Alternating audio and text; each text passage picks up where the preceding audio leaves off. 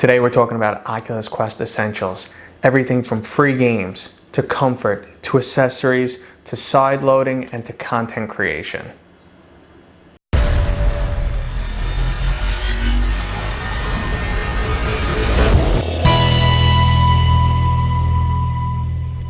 Alright, so you got your Oculus Quest, you turned it on, you dialed in your IPD, and you're looking, what should I try now? Sure, there's some great demos on there and I do recommend them. You might like those games, you might want to buy them.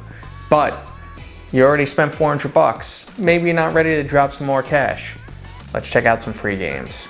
The first game I recommend is Rec Room. You cannot go wrong with Rec Room. The community is huge, there are always people playing, there's tons of different activities to do, and while not all features are currently available on the Quest, there's still enough out there to have a lot of fun. PokerStarsVR is another great option. If you like playing poker and want another social game, you go for it. And obviously your best option for social interaction is VR chat. Great way to spend some time, get used to VR, and make new friends. Also go ahead and download Big Screen. While this isn't actually a game, it will allow you to meet a few new people, have a little bit of fun, and maybe check out some videos and just hang out. Now, if you are ready to spend a few dollars, there are some essentials I absolutely recommend. First off, you cannot go wrong with Vader Immortal. It is an amazing introduction to VR. Graphically, it's a fantastic game. It has a compelling storyline, and it just leaves you wanting more. At 10 bucks, you really can't go wrong. The next staple games include Beat Saber, Superhot, and RoboRecall. I love all of these games, guys. They all play great on the Quest, they are a ton of fun, and I highly recommend them. Now that you've been playing for a while, you might notice you're not very comfortable in this headset.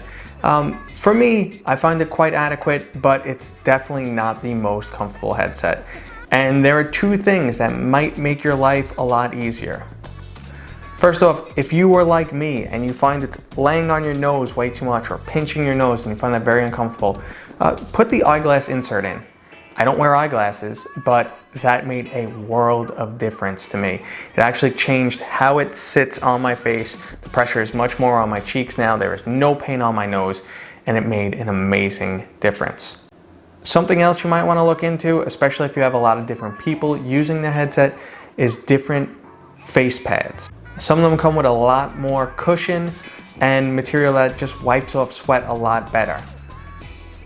I had one of my friends using this headset for a while, and while the padding does a good job of resisting sweat, it still does absorb some. Another accessory you might want to consider if you are doing content creation or side loading is a USB-C cable. The cable included with the Oculus Quest is USB-C to USB-C, and most likely your computer doesn't have that connection. So you can either buy a new cable or you can buy a dongle. I will put links in the description below. Then you just plug this right into the computer and you can side load or get your files for content creation. So you got your headset, you bought some games, you got some free games, you're comfortable now, but you're looking for a little bit more. And this is where side loading comes into play. Side loading is going to allow you to install your own applications right on your Oculus Quest. You will need to put it into developer mode. What I'm going to recommend is SideQuest. I will put links and descriptions to everything down below.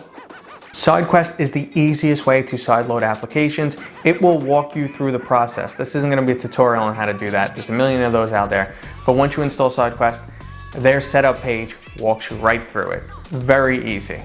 Once you have the ability to sideload applications, you can do things like re-enable VR game streaming in virtual desktop, or play Pavlov, which for some reason is not coming to the Quest, and it's not the developer's fault. There's also a bunch of other free games you could check out there. So I highly recommend side loading if you're a little adventurous. It's not in the realms of you need to be a tech wizard. It's fairly simple. Now the last thing I'm going to discuss is content creation. The Quest makes it super easy for content creation. On the main menu, there's a sharing and record option, which will record footage. What I did want to discuss is just a little bit of tricks and some nuances I noticed. So recording video is going to give you a very narrow image. So you are going to want to do some type of video editing. Otherwise, what you're left with isn't going to be great. But One thing that I've recently discovered and might save you a lot of frustration is you might find files that are damaged. You record the files, you plug it into your machine, and they appear to be damaged. I have a solution. Now, when collecting those files for content creation, you may notice the file has no time on it. You look on the file, say 100 megs, but the time is 0 seconds. And if you try and watch these files, they do not work. It's extremely frustrating. But I found a solution that works for me that restores these files. So when you first plug in the headset, you're gonna have to put it on and you're gonna have to allow. So it's one thing that a lot of people miss. Plug in the headset to your computer, put the headset on, grab your controller and say allow. This will allow your computer to see the empty MTP drive and copy content off of it. If those files look corrupt and are not working, what you're gonna wanna do is actually turn this onto developer mode, try and get the files again. You will have to go through the allow process again. Try and get the files again.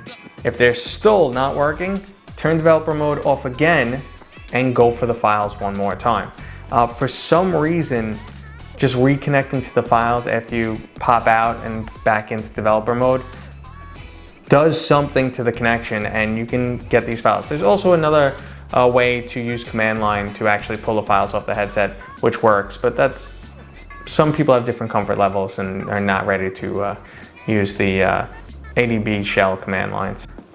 Okay everybody, those are your Oculus Quest essentials. I hope this helped. I hope you enjoy using your Quest. If you found any of this content helpful, don't forget to give me a thumbs up. Maybe leave a comment. I love comments. I love having a dialogue back and forth with you guys, letting me know how your experience is going, what you like, what you don't like, and maybe consider subscribing for more content. All right guys, thanks for checking this out.